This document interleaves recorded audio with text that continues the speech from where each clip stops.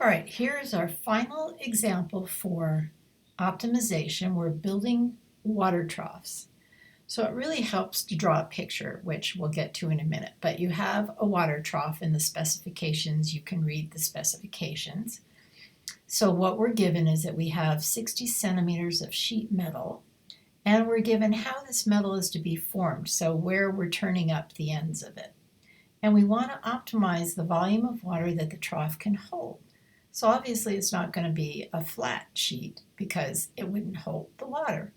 And one would think maybe if the sides were at 90 degrees that would be the best, but it turns out maybe that's not the best.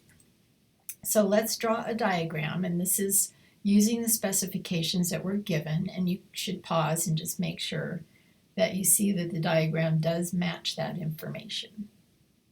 So what do we want to optimize? We want to optimize the volume of water. So how do we figure out the volume? Well, it turns out the volume is the cross-sectional area times the length. So this is just from geometry, and I'm telling you what it is, so you didn't have to actually know this, but make sure that that makes sense to you. So what we want to do is maximize the cross-sectional area, and if we do that, then that will maximize the volume. Again, think about that for a minute and make sure that makes sense, just visually speaking.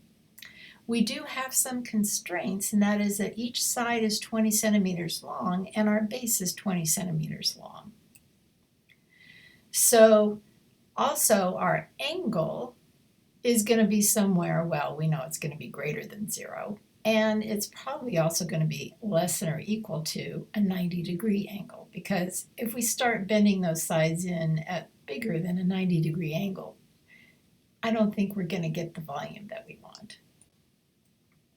All right, so again, here's the picture, and notice now that I've sort of changed the angle. You're going to have to remember some trig and some geometry, but again, take a look at this figure to see if you understand how I've labeled it.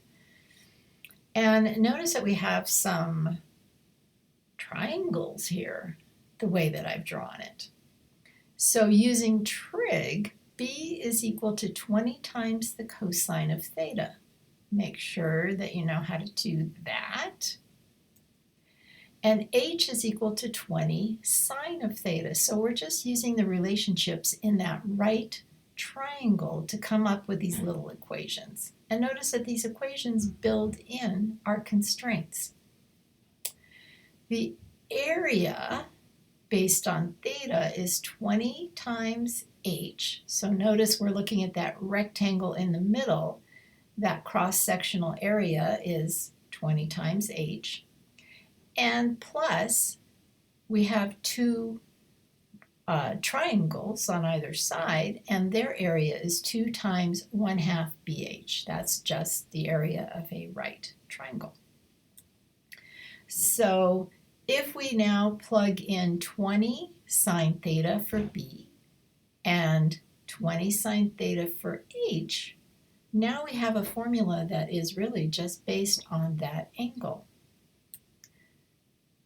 And we can simplify that before we go on and try and take the derivative. And once we've simplified it, now we can just go through the process that we're familiar with. Take the first derivative, okay, and then we're going to set that to 0. So here I've just done some factoring. So when you set it to 0, you can solve. And we get 2 cosine theta minus 1 is equal to 0, and cosine theta plus 1 is equal to 0. So if you solve each one of those, you get cosine of theta is equal to 1/2, and cosine of theta is equal to -1. And again, you got to remember your trig. So within our constraints of theta being greater than or equal to 0 and less than or equal to pi over 2, the angle whose cosine is 1/2 is equal to pi over 3, and the angle whose cosine is -1 is equal to pi.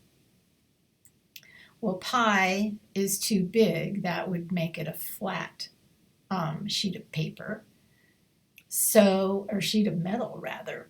So now we have our endpoint 0 and pi over 2, so the least it can be is 0, the least that angle can be is 0, the most it can be is pi over 2, and in the middle we found a critical number of pi over 3.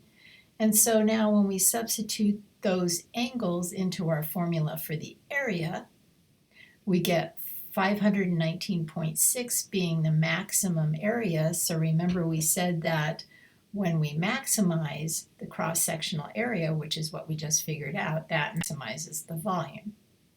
So we've discovered that we will maximize the cross-sectional area and therefore the volume when that angle, when we fold up the sides, bend up the sides at a pi over 3 angle. So that would be pi over 3 radians. All right, you may have to go back through that a couple times and scratch your head over the trig, but hopefully you can figure that out. If not, just send me questions.